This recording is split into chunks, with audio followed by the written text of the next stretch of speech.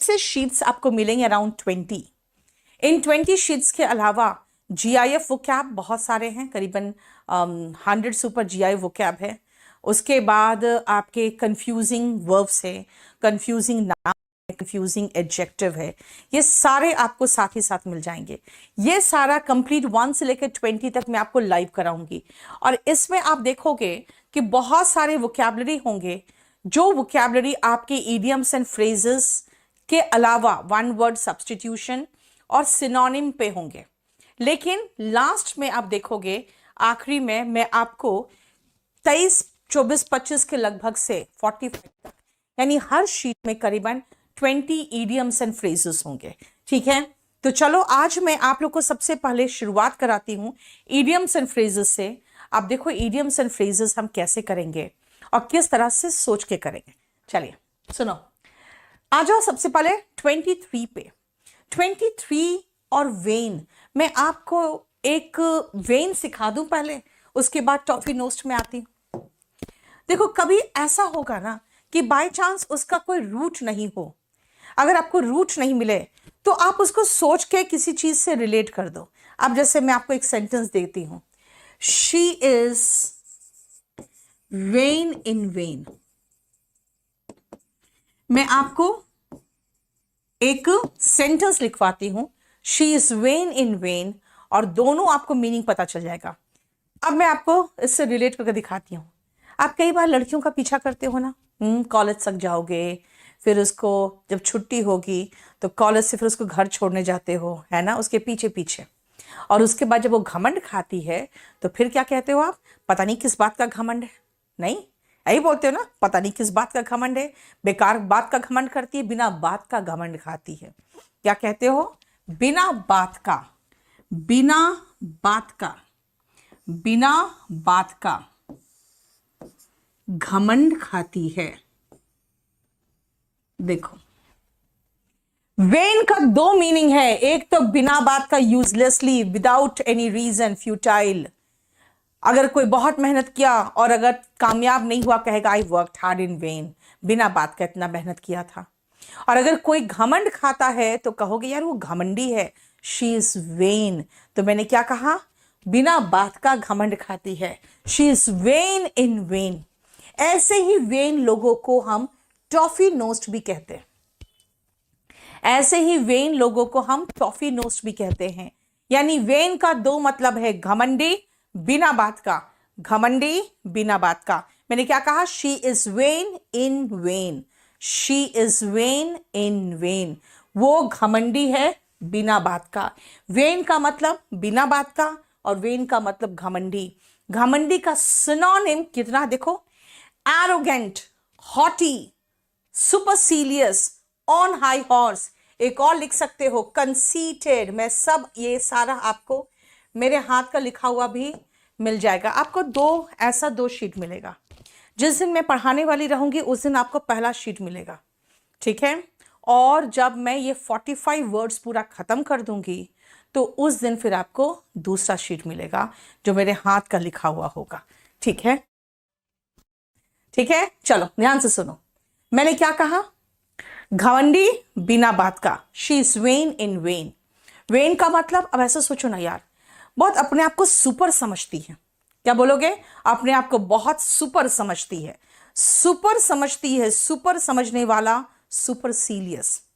अपने आप को बहुत सुपर समझती है यानी कि सुपरसीलियस। ऐसे याद रखो ना, सुपर समझती है, सुपरसीलियस, सुपर सुपरसीलियस, है ना, हो गया। अब नेक्स्ट देखो, ऑन हाई हॉर्स। बेटा ये घमंडी जो लड़कियां होती है ना, शादी के पहले तक ही सुपरसीलियस बनती है। एक बार ये लड़के ऑन हाई हॉर्स बैठ जाते हैं, उसके बाद इनका घमंड सातवें आसमान पे रहता है। नहीं कि भाई मैं पति परमेश्वर बन गया, उसके बाद इनका घमंड चालू होता है।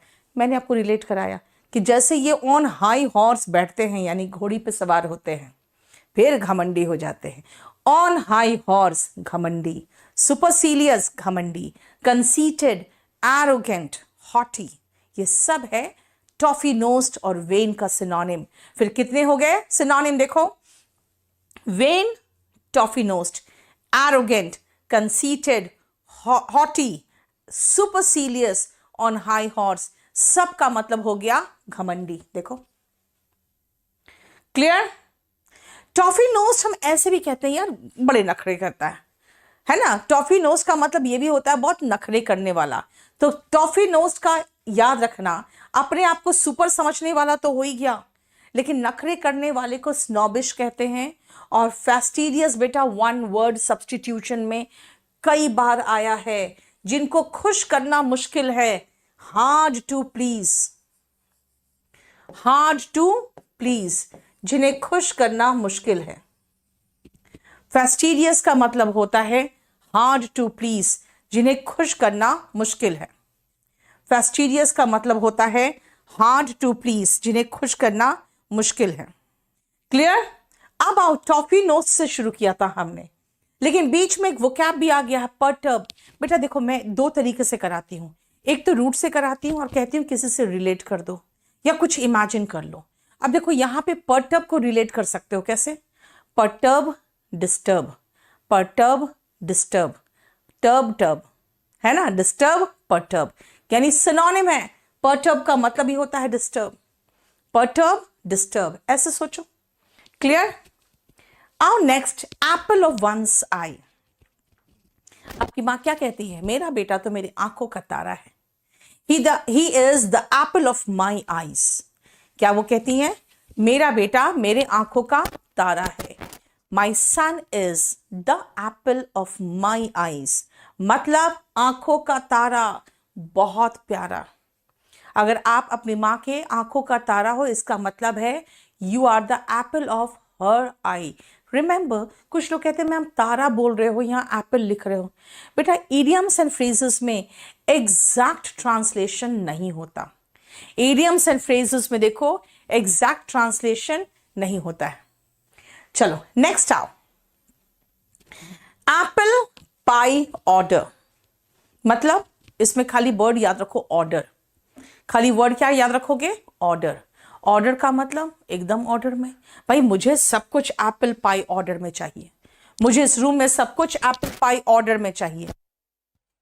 ठीक है, एप्पल पाई ऑर्डर का मतलब एकदम चकाचक, स्पॉटलेस, एक जरा सा मुझे धूल नहीं दिखना चाहिए। स्पिक एंड स्पैन, चकाचक चाहिए मुझे room. Apple pie order, spotless यानी कि स्पिक एंड स्पैन। देखो इमैक्युलेट, इमैक्युलेट तब हम यूज करते हैं जब मान लो आपने कुछ लिख के दिया मुझे और मुझे लग रहा है कि एक जगह भी कहीं मिस्टेक नहीं है, तो मैं लिखूंगी इमैक्युलेट टास्क। ठीक है, क्या कहा मैंने, ऑर्डर्स याद रखो एकदम चकाचक, perfect order, spick and span, immaculate, spotless, जिसमें एक जगह पे स्पॉट नहीं हो उसको कहते हैं स्पॉटलेस। ठीक है, देखो नेक्स्ट आओ, जरा देखो ध्यान से, चलो सुनो ध्यान से। एप्पल ऑफ डिस्कॉर्ड 27 में आओ, ध्यान से सुनना। एन एप्पल ऑफ डिस्कॉर्ड क्या है बेटा, एडम एंड ईव की कहानी सुने हो। एडम एंड ईव ऊपर एकदम मस्ती से ऐश कर रहे थे, ठीक है ना। भगवान ने कहा जो मर्जी खाओ पियो ऐश करो, लेकिन ये सेब मत खाना। ठीक है, अब लड़कियों के दिमाग में तो खुराफात चलता रहता है। ईव ने कहा यार इतना मस्त है सब चीज़ें यहाँ पर अवेलेबल कि एप्पल कितना अच्छा टेस्टी होगा, कितना स्वादिष्ट होगा। जो भगवान ने कहा नहीं ये मत खाना, मतलब वो अपने लिए रखे हुए हैं।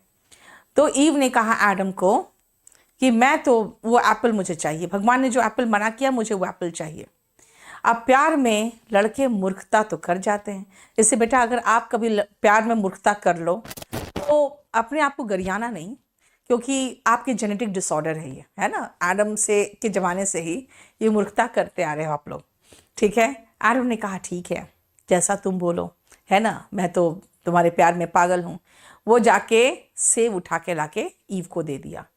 आप देखते हो जो आईफोन है उसमें एक तरफ से सेब जैसा कटा हुआ है ना, वही ईव ने क्या किया, ऐसे काटा। जैसे उसने एक बाइट लिया, भगवान प्रकट हुए और कहे कि जाओ और जाके अब अपना खाने पीने का जुगाड़ खुद करो।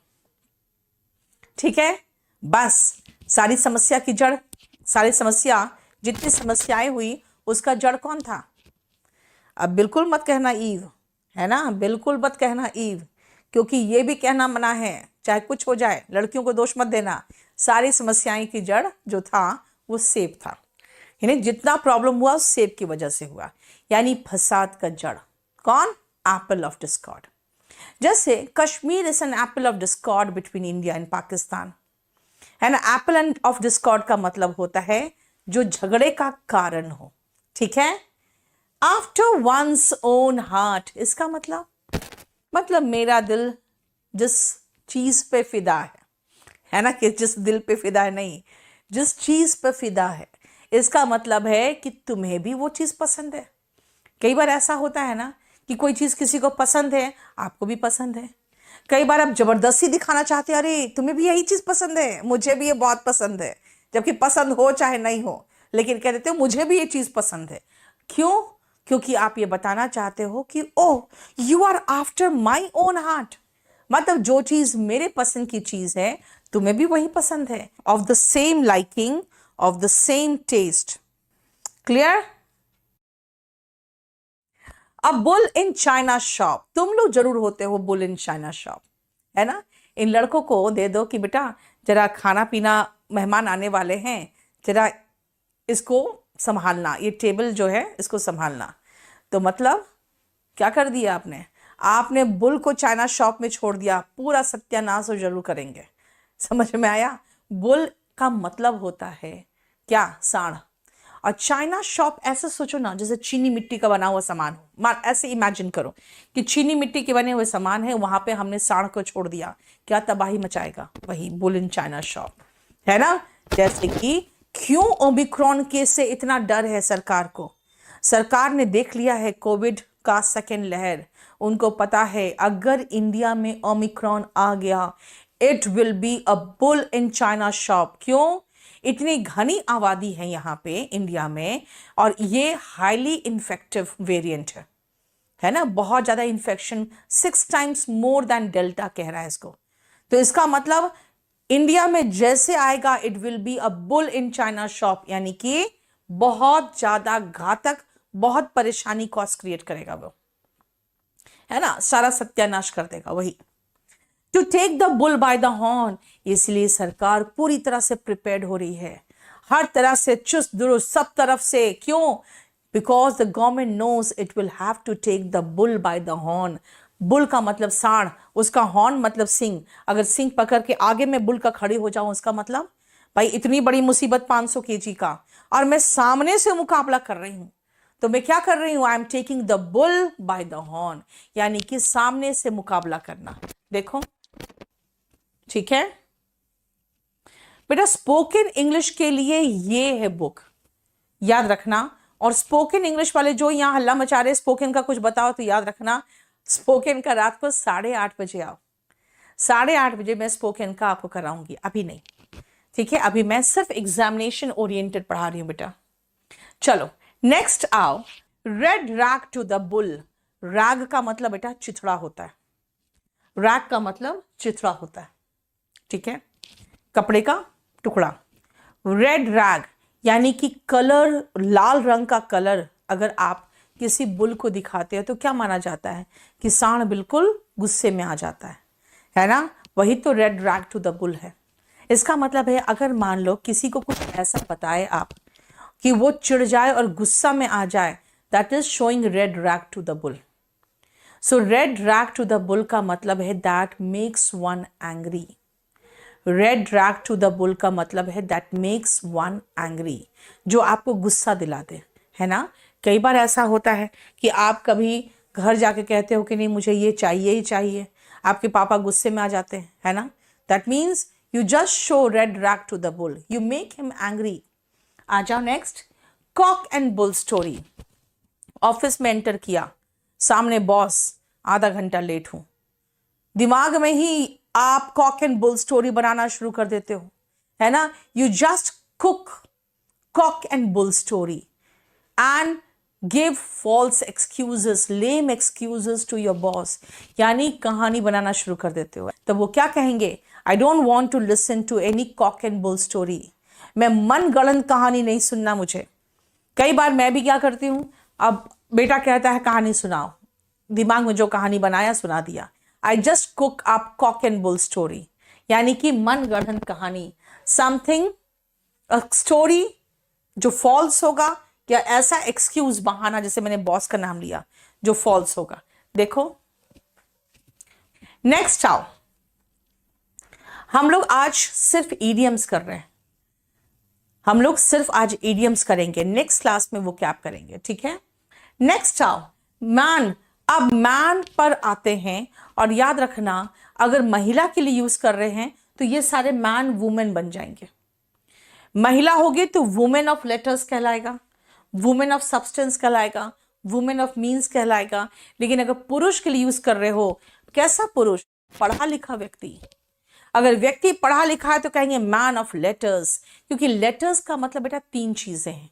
एक तो लेटर्स का मतलब चिट्ठियों के लिए बात करते हो, ABCD क्या है? लेटर्स है, 26 लेटर्स है इंग्लिश अल्फाबेट में।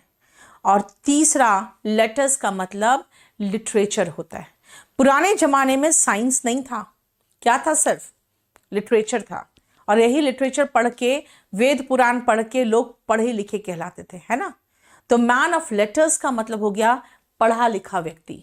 मैन ऑफ लेटर्स मतलब पढ़ा लिखा व्यक्ति। देखो चलिए, मैन ऑफ लेटर्स का मतलब हो गया पढ़ा लिखा व्यक्ति। मैन ऑफ सब्सटेंस और मैन ऑफ मीन्स। देखो बेटा, सब्सटेंस का मतलब होता है जैसे कोई चीज, आपके पास कुछ चीजें हैं, है ना, बहुत सारी चीजें हैं भाई, मेरे घर में ये है वो है सब कुछ है, राइट। कहां से आया? पैसे से। पैसा क्या है? मीन्स है। मीन्स मतलब साधन, संसाधन से ही तो आपके सब्सटेंसेस आते हैं। यानी आपके पास पैसे हैं जिससे आप सब्सटेंस खरीद रहे हो, आपके पास उसके बाद उन सब्सटेंस को किसी को दे के आप उसको क्या कर रहे हो? आप उसको अपना बना ले रहे हो, यानी कि आपके पक्ष में वो काम कर रहा है, चाहे वो मिनिस्टर या कोई पावरफुल व्यक्ति है। तो आप क्या कहलाओगे? आप मैन ऑफ मीन्स कहलाओगे, मैन ऑफ सब्सटेंस कहलाओगे, क्योंकि मीन्स का मतलब हुआ पैसा, संसाधन, साधन। तो आप रिच पर्सन हो, और उसी से चीजें खरीद के आप क्या करते हो? अपने पास पूरी चीजें भरे हुए हो, बहुत बढ़िया गाड़ी है, घर है, एकदम सब कुछ है, और उन्हीं से लोगों को कुछ कुछ गिफ्ट देते हो, और उनको फिर अपने पक्ष में काम करवाते हो। तो क्या हो जाते हो? आप रिच और पावरफुल बन जाते हो। देखो, तो man of means and man of substance दोनों सिनोनिम है। चलो नेक्स्ट आओ, मैन ऑफ पार्ट्स। पार्ट्स मतलब भाई ये स्टडी है, मैं इसमें बहुत अच्छी हूँ, ओके, डांस बहुत अच्छी हूँ, ओके, स्पोर्ट्स में मैं बहुत अच्छी हूँ। अब मैं कहूँगी मैं इसमें भी अच्छी हूँ, इसमें अच्छी हूँ, कहोगे ma'am then you are a woman of parts. यानी कि आप सभी चीजों में, हर भाग में, लाइफ के हर पार्ट में अच्छे हो। इसका मतलब वर्सेटाइल हो, ये person talented in multiple areas. देखो, man of word. Man of word क्या है बेटा? वर्ड का मतलब खाली शब्द नहीं होता, वर्ड का मतलब होता है प्रॉमिस, वर्ड का मतलब वादा भी होता है। जुबान का पक्का, मैन ऑफ वर्ड। और वर्ड्स मत कर देना, अगर वर्ड्स लगा दिए ना तो गलत हो जाएगा, क्योंकि वर्ड में एस नहीं लगेगा तभी वो वादा कहलाएगा। अगर एस लगा दोगे तब तो शब्दों की बात हो जा रही है। सो मैन ऑफ वर्ड का मतलब होता है जुबान का पक्का। देखो, मैन ऑफ स्ट्रॉ। अच्छा, स्ट्रॉ का मीनिंग बताओगे जरा आप लोग? स्ट्रॉ का मीनिंग बताओ तो बेटा। तिनका, क्योंकि तिनका भी जो पतला होता है ना, उसके अंदर भी ऐसे ही बिल्कुल कंप्लीटली हॉलो रहता है अंदर से, उसमें भी चाहो तो पानी खींच सकते हो। उसी को देख के जो स्ट्रॉ बना है, जिसको आप पाइप कह रहे हैं, तिनका, मैन ऑफ स्ट्रॉ। तिनका कैसा होता है? हवा चलेगी तो ऐसे हो गया, हवा चला तो ऐसे हो गया, आप ऐसे मोड़ोगे तो ऐसे मुड़ जाएगा। सो स्ट्रॉ का मतलब होता है तिनका। मैन ऑफ स्ट्रॉ का मतलब है वैसे ही कमजोर आदमी। मैन ऑफ स्ट्रॉ का मतलब क्या हुआ? वैसा ही कमजोर आदमी, ठीक है। यानी कि जिसका कोई अस्तित्व नहीं, यार इतना कमजोर है, थोड़े से पैसे में बिक जाएगा, है ना, थोड़ा सा उसको कुछ लालच दे दो, वो आपका सारा राज खोल देगा। इसका मतलब है कि वो आदमी और वीक कैरेक्टर है, उसमें ऑनेस्टी, इंटेग्रिटी जैसा कुछ है नहीं। वो आदमी ऐसा है जो चरित्र का कमजोर है, ठीक है। अब आते हैं next, man of many words, many words का मतलब बहुत सारे शब्द। अरे जितना बोलना है उतना बोलो ना, इतना इतना क्यों बोल रहे हो? You are man of many words, यानी कि जहां पे दो चार शब्दों से काम चल जाए आप बोले जा रहे हो, बोले जा रहे हो। ऐसे लोगों को कहते हैं बातूनी। हिंदी में, इंग्लिश में क्या कहते हैं? Talkative, garrulous, loquacious. क्या क्या है देखो? Talkative, garrulous, loquacious. तो मैन ऑफ मेनी वर्ड्स का उल्टा क्या होगा? ठीक उसके नीचे है देखो, ये है man of few words. What is the meaning of man of few words? Taciturn, reticent, reserved. Taciturn, reticent, reserved, यानी कि जिसका मतलब है कि जो आदमी कम बोले। Taciturn, reticent, reserved, man of few words, man of many words का उल्टा है, यानी लोक्वाशियस। लोक्वाशियस टॉकेटिव और गैरुलस का एंटोनिम है टैसिटर्न, रेटिसेंट और रिजर्व्ड। देखो कोई प्रॉब्लम बताओ, आ जाओ। इन ब्लैक एंड व्हाइट, बेटा व्हाइट रंग का पेज होता है और उसमें ब्लैक से लिखे होते है ना, इसका मतलब लिखित में। भाई मुंह जवानी में बात नहीं करना चाहती हूं, मैं आपकी बातों पे भरोसा नहीं कर सकती हूँ। I want everything in black and white, मुझे सब कुछ लिखित में चाहिए। I want everything in black and white, सब कुछ लिखित में चाहिए। To raise the white flag, देखते हो कई बार ऐसा होता है कि चारों तरफ से सैनिकों को, अगर सैनिक कोई दुश्मन सैनिक है उसको घेर लिया गया है, तो वो क्या करता है ना, कुछ भी सफेद हो या सफेद जैसा हो उसको ऐसे ऐसे करने लगता है, और कुछ सफेद नहीं हो तो भी ऐसे ऐसे करने लगेगा कोई चीज उठा के। मतलब कि देखो I have raised the white flag, मतलब मैं सरेंडर कर रहा हूं, मैं हार मान चुका, मुझे जान से मत मारो। यानी ये to raise the white flag एक तरह का इंडिकेशन होता है, एक तरह का आप दिखाना चाह रहे हो कि भाई मैं हार चुका, मैं हार मान चुका। To raise the white flag का मतलब होता है to surrender and to accept defeat. Next आओ, white livered and white faced, दोनों सेम है लगभग। व्हाइट लिवर्ड होता है डरपोक, एंड व्हाइट फेस जो कहते हैं चेहरा डर से सफेद पड़ गया, कहते हैं ना कई बार, यानी सफेद पड़ जाना यानी डर जाना। तो व्हाइट लिवर्ड, व्हाइट फेस्ड दोनों है चेहरा सफेद पड़ गया यानी डर से। व्हाइट लिवर्ड मतलब ही डर, मतलब डरपोक, कहेंगे ही इज व्हाइट लिवर्ड या he is white faced now, यानी चेहरा डर से सफेद पड़ गया। लेकिन व्हाइट फेस्ड का एक और मतलब है, सिर्फ डरने से नहीं, कई बार ऐसा होता है बीमार में भी आदमी का जो चेहरे की लालिमा होती है, जो ब्लड सर्कुलेशन है चेहरे में, वो खत्म हो जाता है, व्हाइट सा एकदम पीला पीला सा दिखने लगता है। तब भी कहते हैं कि क्या हुआ, बीमार हो क्या, यू लुक व्हाइट फेस्ड। ठीक है, इसका मतलब अगेन चेहरा सफेद पड़ना। और बेटा व्हाइट लाई जो है ना, ये व्हाइट लाई हिंदी वाला सफेद झूठ नहीं है। हिंदी में सफेद झूठ का मतलब होता है सरासर झूठ, लेकिन इंग्लिश में सफेद झूठ नहीं, व्हाइट लाई का मतलब है ऐसा झूठ जिससे आपको कोई नुकसान नहीं होने वाला। जैसे चिल्ड्रन है ना, sometimes you laugh at the white lies of the children, वो ऐसा झूठ बोलते हैं जिससे किसी को कोई तकलीफ नहीं होने वाला, कोई परेशानी नहीं होगा, बस वो झूठ बोल दिए और आप भी हंस के टाल देते हो। तो व्हाइट लाई का मतलब हुआ ऐसा झूठ जिससे कोई नुकसान ना हो।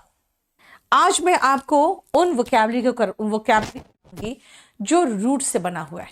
चलो आ जाओ सबसे पहले, और ये सारा रूट जो है ना आपको लिखा हुआ मिल जाएगा। ये ध्यान रखना कि ये पहला शीट जो आपको मिलेगा वो तो ब्लैंक मिलेगा, बस खाली वोकैबुलरी ऐसे लिखा हुआ। जब मैं खत्म कर दूंगी पूरा शीट, तब अलग नेक्स्ट शीट जो लोड होगा वो मेरे हाथ का लिखा हुआ लोड हो जाएगा। ठीक है, क्याको का मतलब होता है बेटा बैड, और फोनी मतलब फोन हुआ यानी कि साउंड हुआ। क्याली का मतलब होता है ब्यूटीफुल। ये मैं आपको रूट बता रही हूं, कहां इसका रूट क्या है। और ग्राफी आप जहां देखो समझ जाना राइटिंग की बात हो रही है। इसमें जो रूट है मैं बस उतना ही बता रही हूं। ईगो जहां दिखे समझ जाओ, घमंड नहीं भाई, रूट बोल रही हूं मैं, मीनिंग नहीं। आई और सेंट्रिक का मतलब होता है सेंटर यानी केंद्र। और अभी तक बचपन से हम टी फॉर टब पढ़ते आए थे, क्यों ना हम टी फॉर टॉक पढ़ ले एक बार। टी फॉर टॉक, बस इतना ही है जो इस रूट में, इस पेज में मैं रूट दिखाना चाहती हूं आपको। चलो नेक्स्ट आओ, कैकोफनी। कैकोफनी का मतलब क्या होता है? कैको मतलब बैड, फोन मतलब साउंड। कैकोफनी का मतलब हार्श मिक्सचर ऑफ साउंड। देखते हो रात में शोर शराबा होता है। I couldn't sleep because of the cacophony. इतना शोर शराबा हो रहा था कि मैं सो नहीं पाई। I could not sleep because of the cacophony. Cacophony का मतलब हो गया बहुत शोर शराबा, जिसको हम कहेंगे अनप्लेजेंट साउंड, जिसको आप कह सकते हो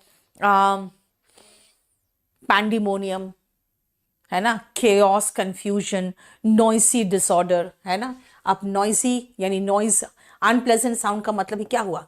नॉइस। ठीक है। नेक्स्ट आओ कैली एंड ग्राफी। बेटा कैली का मतलब ब्यूटीफुल और ग्राफी मतलब writing, art of beautiful hand writing. Calligraphy is beautiful hand writing, है ना। Art of beautiful hand writing is calligraphy. Okay, अब आपसे मैं पूछूंगी बैड हैंड राइटिंग को क्या? कैकोग्राफी। कैको का मतलब बैड था, ग्राफी मतलब राइटिंग, तो bad hand writing is cacography. Bad spellings को भी कैकोग्राफी कहती, याद रखना। ठीक है। अब आओ ईगोइस्ट। ईगोइस्ट मतलब, ईगो मतलब आई है। मैं सिर्फ अपने बारे में सोचूं, किसी के से मुझे कोई मतलब नहीं यार, सब कुछ मेरे लिए है, मेरे से पूरा होगा फिर देखा जाएगा, किसी और को दूंगी, है ना। तब कहोगे मैम इज ईगोइस्ट। ईगोइस्ट का मतलब होता है जो सिर्फ आई यानी अपने बारे में सोचता है। If I am an egoist I will only think of myself. Very good. देखो सब कोई, यानी जो सिर्फ अपने बारे में सोचता है वो ईगोइस्ट है। Then what is egotist? मैंने क्या कहा? ईगोइस्ट के बीच में टी डाल दिया और कहा टी फॉर टब नहीं, टी फॉर टॉक। जो आई के बारे में सिर्फ बात करता है, मैं तोप हूं, मैं बहुत अच्छा पढ़ाती हूं, है ना, मैं एकदम ऐसा पढ़ाती हूं कि सब मंत्रमुग्ध हो जाते हैं, है ना, मेरा पढ़ाया हुआ सब एग्जाम में आता है। कहोगे मैम इज टू ईगोटिस्ट। मतलब इसका मतलब हो गया कि एक पर्सन जो अपना ही डींगे मारते रहता है। इसका एक इडियम भी है, one who blows one's own trumpet. अपने मुंह मियां मिट्ठू। देखो, ठीक है। तो क्या बोला मैंने कहा ईगोइस्ट का मतलब है जो सिर्फ अपने बारे में सोचता है। एंड ईगोटिस्ट ऐसा व्यक्ति होता है जो सिर्फ अपने बारे में ही बात करता रहता है, यानी a boastful person, a person who blows one's his own trumpet, है ना। और ईगो सेंट्रिक क्या है? मैं ही हूं जो हूं यार, सेंटर हूं, मैं ही तो हूं, और किसी से क्या मतलब, जो हूं सो मैं हूं, मेरे लिए सब कुछ है, ये पूरा दुनिया मेरा है। इसका मतलब यही तो सोचा हम लोगों ने कि भाई man is the supreme being, पूरी दुनिया में सारी चीजें तो सिर्फ इंसान के लिए है। Man became egocentric. ईगोसेंट्रिक का मतलब हाईली सेल्फिश। इसी के कारण तो सारी समस्याएं हुई। ये जो पोल्यूशन है, जो ग्लोबल वार्मिंग है, क्यों हुआ? बिकॉज हमें लगा कि भाई हम ही सेंटर ऑफ द यूनिवर्स है, सब कुछ हमारे लिए है। मैन ईगोसेंट्रिक हो गया। ईगोसेंट्रिक मतलब हाईली सेल्फिश। देखो, अगर देखा जाए तो ईगोइस्ट और ईगोसेंट्रिक दोनों एक दूसरे का सिनोनिम है। मैं जो रूट से करा सक रही हूं बस वही करा रही हूं, इसलिए 13 भी अभी मैं छोड़ूंगी। आज जो रूट से करा सकती हूं बस वही कराऊंगी। ठीक है, चलो नेक्स्ट पेज में आओ। और यहां पे भी रूट से मैं करा सकती हूं।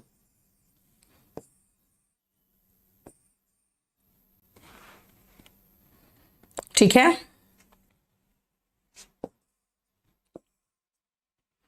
चलो नेक्स्ट आओ, ego mania. What is ego? Ego मतलब मैंने कहा आई, और मेनिया मतलब सनक। जब अपने आप को लेके आप सनक सवार है, यार जो हूं सो मैं हूं, किसी का कुछ नहीं, कोई कुछ नहीं मेरे सामने, तो वो सेल्फ ऑब्सेशन है। ईगोमेनिया होता है जब आप अपने से इतने ऑब्सेस्ड हो जाते हो कि अपने आप को बहुत पसंद करने लगते हो, स्वयं में ही दिलचस्पी लेने वाला, है ना, ईगोमेनियाक होते हैं। स्वयं में अगर दिलचस्पी लेने लगते हो तो आप ईगोमेनियाक हो जाते हो। इस आदत को ईगोमेनिया कहते हैं। ब्रेन मतलब बुद्धि, चाइल्ड का मतलब बच्चा, यानी दिमाग की उपज। जैसे मुझे कई लोगों ने कहा, मैम केडी कैंपस नाम किसका ब्रेन चाइल्ड था? मतलब ये किसके दिमाग में आया था कि नाम रखेंगे KD campus? So brain child, अगर मैं कहूं this was my brain child, इसका मतलब ये मेरे दिमाग में ये नाम आया था, है ना। ब्रेन चाइल्ड का मतलब दिमाग का उपज। अब आते हैं चाइल्ड से बना हुआ दो word, childish and child like. Childish and child like, मेरा दोनों चाइल्ड से बना है। अगर कोई छोटा बच्चा है ना, उसमें दो गुण दिखेंगे आपको। एक तो बचकाना होगा, है ना, बचकानी हरकतें करेगा, मूर्खता करेगा, और एक तो मासूम होगा। ये अगर आप चाइल्ड लाइक बोल रहे हो तो आप उसकी मासूमियत की बात कर रहे हो। वो किसी की मासूमियत हो सकती है, बच्चे की जरूरत नहीं। और चाइल्ड लाइक का मतलब होता है कि अगर चाइल्डिश का मतलब होता है मूर्खतापूर्ण। देखते हो कई बार चाइल्डिश क्वेश्चंस करते हैं, है ना। अब जैसे मैंने एक बार देखा, बहुत चाइल्डिश क्वेश्चन लगा मुझे कि भाई आप बिठाए हो दिल्ली के चीफ मिनिस्टर को, क्वेश्चन कर दिल्ली के चीफ मिनिस्टर से। ये जो इडियट्स आपके जो है ना, एक गधे जो आपके जर्नलिस्ट, उनकी बात कर रही हूं मैं। दिल्ली का चीफ मिनिस्टर आपके सामने है यार, ऐसे ऐसे क्वेश्चंस किए जा सकते हैं, ऐसे ऐसे क्वेश्चंस। वो गधा पूछ रहा है कि आप हनुमान चालीसा पढ़ के सुनाइए। तो आप हनुमान चालीसा आपको याद है? Didn't you feel that it was too childish? Modi के सामने बैठे हो, पूछ रहे हो कि आप इतने घंटे काम कैसे कर लेते हो? अरे भाई, प्राइम मिनिस्टर कैसे नहीं करेगा, है ना। You need to ask certain good questions because he is the ruling party's what head. बहुत सारी समस्याएं हैं जिनका क्वेश्चन आप पूछ सकते हो, लेकिन ये गधे पूछेंगे चाइल्डिश क्वेश्चंस, राइट। और उसके बाद इन नेताओं के चेहरे पे एक चाइल्ड लाइक स्माइल फैलता है, इनोसेंट स्माइल। अरे भैया, आप इनोसेंट स्माइल किसको दिखा रहे हो? So what is child like? Innocent. And child is मूर्खतापूर्ण। यस, गधे ही कहेंगे हम। आजकल आपको जो मीडिया है उनको और कुछ नहीं कह सकते हो तुम, ठीक है। They do not know how to question the ruling party. भाई, रूलिंग पार्टी के लिए ऐसे ऐसे क्वेश्चन हो सकते हैं कि वो पानी पीने लगे, लेकिन ना, इनको तो भक्ति करनी है ना, बस। चलो नेक्स्ट आओ, जेंटिल। बेटा, जेंटिल से मुझे जेंटल याद आने लगा। Gentile, gentle, gentleman, gentile, gentleman, gentle और जेंटिल से जेंटल, जेंटल से जेंटल। भाई, कितना जेंटल मैन है। जेंटल मैन याद रखना, ऐसे करके याद रखोगे ना। कहां से आया है? जेंटल से। जेंटल कहां से? Gentle man, right. आप सुनो ध्यान से। जेंटल मैन का मतलब हो गया यार, जेंटल मैन का जब पिक्चर रहता था हमारे स्कूल के कॉपी में, किताब में, तो किताब में एक कोट पहन के आदमी और हैट पहन के नीचे लिखा रहता था जेंटल मैन, है ना। ये भी है जो हम लोगों को बहुत ही गंदे तरीके से अंग्रेजों ने ये डाला है कि भाई जेंटलमैन वही हो सकता है जो कोट और टाई और हैट पहने हो, वही जेंटलमैन हो सकता है। क्यों भाई, धोती में जेंटलमैन नहीं हो सकता? ठीक है, एनीवे चलो, अभी जब आपको याद आ रहा है जेंटलमैन, तो ऐसे याद रखो ना कि अगर वो जेंटलमैन की हम बात कर रहे हैं तो कोट पैंट टाई वही पहन सकता है जिसके पास पैसे हो, यानी कि अच्छे लेवल का हो। कैसे? पैसे वाला, यानी कि of high social class, of high social class. और अगर आप कहोगे कि जेंटलमैन के अलावा अगर हम जेंटलमैन किसको कहते हैं, तो भाई जो विनम्र सभ्य आदमी होता है वो जेंटलमैन होता है। जो सभ्य आदमी होता है वो जेंटलमैन होता है। याद रखना, जेंटलमैन की अगर बात करोगे तो वो पोलाइट भी तो होता है, विनम्र भी तो होता है। सो जेंटलमैन इज पोलाइट, और you can say very good when you speak to them. अब मैंने आपको यहां तक कराया था ना, चलो अब देखो, जिसके साथ मुझे कुछ रूट मिल रहा था मैं रूट कराते जा रही, लेकिन जब रूट नहीं मिल रहा है तो चलो वापस चलते हैं, अब सोच के करते हैं। कि और कोई तरीका है क्या याद करने का? चलो अब मैं आपको इसका तरीका सिखाती हूं, क्योंकि मैंने कहा ना कि अगर रूट है तो रूट से करो, रूट नहीं है तो सोच के करो। जैसे मैं कहूं आपको, देखो, बीटिफिक, बीट का मतलब पीटना होता है, बीट का मतलब हराना भी होता है। एक बात बताओ, जब इंडिया पाकिस्तान को बीट करता है क्रिकेट मैच में, आपको बहुत खुशी नहीं महसूस होती है? हाँ, you feel beatific, you feel beatific when India beats Pakistan. You feel beatific when India beats Pakistan. You feel beatific, यानी जब हम पाकिस्तान को हराते हैं तो हम खुशी महसूस होता है। beatific का synonym ecstatic, euphoric, gleeful, happy, gay, merry। देखो, happy, gay, ecstatic, euphoric, elated, blissful, है ना? देखो, ब्लिसफुल, ग्लीफुल नहीं दिया हुआ इसमें, ग्लीफुल। देखो, ये सब सिनोनिम है खुश होने का। देखो, अब आते हैं ऐसे वोकैबुलरीज में जिनका कोई रूट नहीं है, और अब कैसे इमेजिन करूं मैं? बर्ली, बली, बर्ली को हम बली से रिलेट करेंगे। इसका मीनिंग मैंने देखा, अच्छा बलवान, इसका मतलब बली, बली, BURLY में आर का प्रोनाउंसिएशन सॉफ्ट करेंगे, बली। बली का मतलब जैसे बाहुबली हो गया, बजरंग बली हो गया, यानी बल से भरा हुआ, है ना? बल से भरा हुआ जिसमें काफी शक्ति है, इसीलिए बर्ली को मैं बली से रिलेट कर दूंगी। ऐसा योद्धा, Baahubali was a burly warrior, है ना? बर्ली वॉरियर, वॉरियर मतलब योद्धा, बाहुबली एक बलवान, है ना? बल से भरा हुआ वॉरियर था, वॉरियर मतलब योद्धा। Baahubali was a burly warrior, burly बली, ऐसे याद रख लिया, है ना? अब ऐसे ही लंबी चौड़ी एकदम बलवान सी एक महिला हो तो, इतनी लंबी चौड़ी बलवान सी महिला दिख रही है, योद्धा जैसी, है ना? I was amazed to see an Amazon, I was amaze, amaze से अमेजॉन, है ना? अमेज से अमेजॉन याद रखो, अमेजॉन का जंगल होता है, अमेजॉन पढ़े हो आप ज्योग्राफी में, अमेजॉन सब शॉपिंग करते हो, लेकिन मैं कह रही हूं भाई, मैं अमेज्ड हो गई जब मैंने अमेजॉन को देखा, 6 फीट की लंबी चौड़ी एकदम योद्धा टाइप की महिला को देख के कैसा फीलिंग हुआ? I was amazed, amazed to see an Amazon, amazed to see an Amazon. Amazon का मतलब strong, tall, warrior like woman, ठीक है? नेक्स्ट आओ, नाइव, बेटा नेव नहीं कहना, नाइव कहना, है ना? नाइव, ना आए तो नाइव, ना आए तो नाइव, ना आए तो नाइव। आपको अगर कुछ ना आए तो आप कहोगे भाई मैं इस फील्ड में तो नाइव हूं, मुझे नहीं आता, I am naive in this field. अगर आपको ना आए तो आप नाइव है। अब नाइव का सिनोनिम नियोफाइट। देखो, नियो कहीं पर भी दिखे ना, समझ जाना नया की बात हो रही है। और बायो वाले जानते होंगे कि फाइटा पढ़ते हैं लोग जब क्लासिफिकेशन पढ़ते हैं, यानी कि अगर मैं क्लास बोलूं तो नियोफाइट का मतलब हुआ नया नया है भाई, वो नया नया पैदा हुआ है।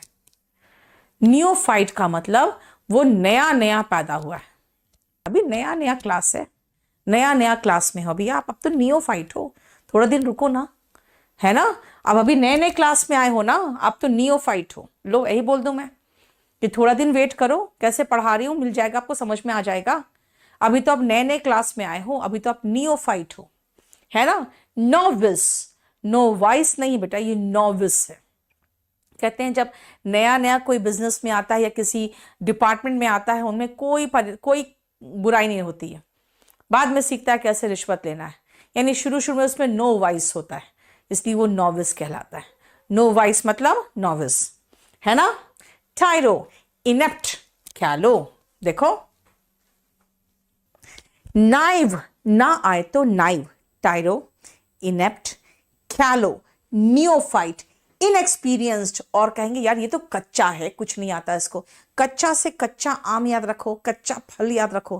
कच्चा फल कैसा कलर का होता है? ग्रीन कलर का।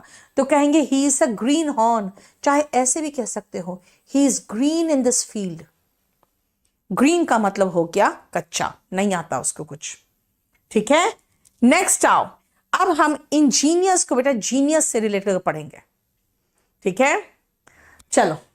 जीनियस, बेटा जीनियस का स्पेलिंग अलग है, GENIUS है, लेकिन उसको मैं यहां से रिलेट कर रही हूं कि भाई अगर कोई व्यक्ति जीनियस होगा तो उसके आइडियाज कैसे होंगे, या इंजीनियस आइडियाज होंगे।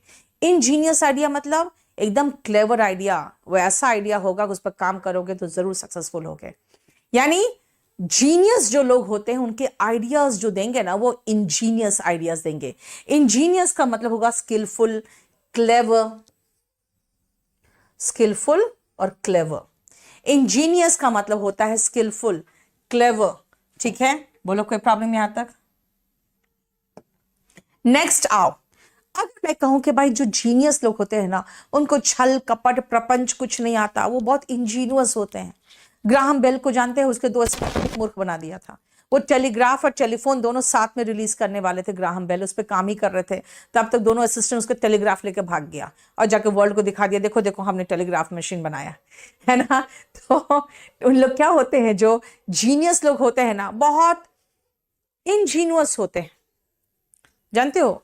वो मतलब उनको कनिंगनेस नहीं आता, वो एकदम क्राफ्टी नहीं होते, ऑनेस्ट इनोसेंट होते हैं वो लोग, नॉट क्राफ्टी होते हैं। उन लोग धूर्त नहीं होते, श्रूड नहीं होते, है ना। देखो इंजीनियस जो होते हैं वो क्राफ्टी नहीं होते। ठीक है, चलो। अब मैं फिर से जीनियस जोड़ूंगी 6 से। मैंने क्या कहा? जीनियस लोग जो होते हैं ना, उनके इंजीनियस आइडियाज होते हैं। वो बहुत मासूम से होंगे, चाइल्ड लाइक, वेरी गुड, है ना, इनोसेंट होंगे, मासूम होंगे, क्राफ्टी नहीं होंगे, उनको छल कपट नहीं आता, है ना। वो इंजीनियस होते हैं। और अगर हमारे देश में ऐसे जीनियस लोग हैं तो हम इंडिजिनस क्यों नहीं फाइटर प्लेन्स बनाते हैं, है ना। क्यों राफेल बाहर से मंगा रहे हैं? इंडिजिनस फाइटर प्लेन्स बनाना चाहिए ना हमें। इंडिजिनस, मैं कह रही हूं इंडिया में ऐसे जीनियस लोग हैं।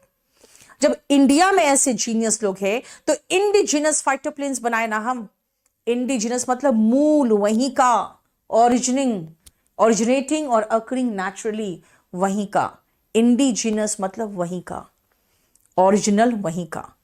कोई जरूरी नहीं कि इंडिया से, लेकिन मैं ऐसे सोच रही हूं कि इंडिया के जीनियस लोग हैं इतने सारे, तो हम इंडिजिनस फाइटर प्लेन्स क्यों नहीं बनाते, है ना। सीजन्ड, सीजन का मतलब वसंत, पतझड़, सावन, है ना, ये सब सीजन है।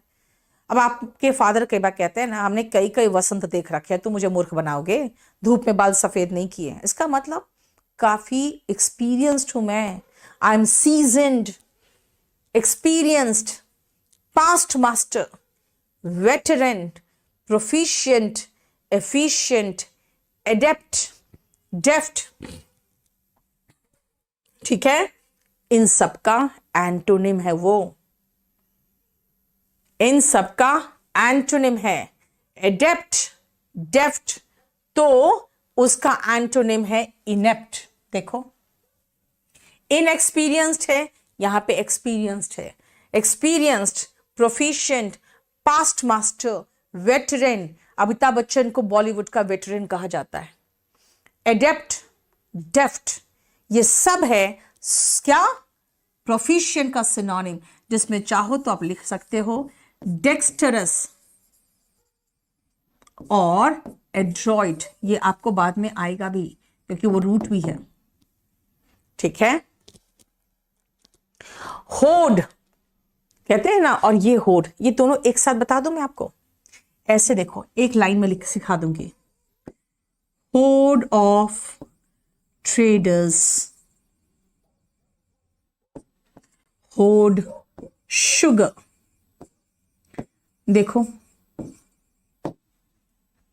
ट्रेडर्स के झुंड ट्रेडर्स क्या करते हैं, शुगर को छिपा के जमा करते हैं। होर्ड शुगर मतलब छिपा के जमा करना, और होर्ड ऑफ ट्रेडर्स मतलब झुंड के झुंड ट्रेडर्स। ठीक है, झुंड के झुंड ट्रेडर्स शुगर को छिपा के जमा करते हैं। देखो, तो होर्ड का मीनिंग क्या है, HOARD, छिपा के जमा करना वर्ब में, और नाउन में ऐसा कलेक्शन, ऐसे जगह जहां पे छिपा के जमा कर सकते हो, यानी स्टोर। तो इसे नाउन में स्टोर हुआ, और वर्ब में to collect and store large quantity of something generally secretly. Sugar छुपा के जमा करते हैं, बस शुगर का दाम बढ़ जाता है, तो ब्लैक मार्केटिंग करते हैं ये लोग। तभी ऐसे ट्रेडर्स को होर्डर्स कहते हैं। होर्डर्स मतलब जो छिपा के जमा कर रहे हैं, होर्ड कर रहे हैं, उनको होर्डर्स कहते हैं। और डेकोरम तो वर्ड आपने कई बार सुना होगा क्लास में, मेंटेन डेकोरम इन क्लास, यानी यहां पे जैसा आपसे जरूरी है वैसा व्यवहार करिए, यानी कि सोशली एक्सेप्टेबल व्यवहार क्लास में कैसा होता है वैसा व्यवहार करिए। मेंटेन डेकोरम इन क्लास, देखो पोलाइट बिहेवियर जो सिचुएशन के लिए अप्रोप्रिएट हो। ठीक है, और इसके बाद का हमने सारा करवा दिया था, है ना।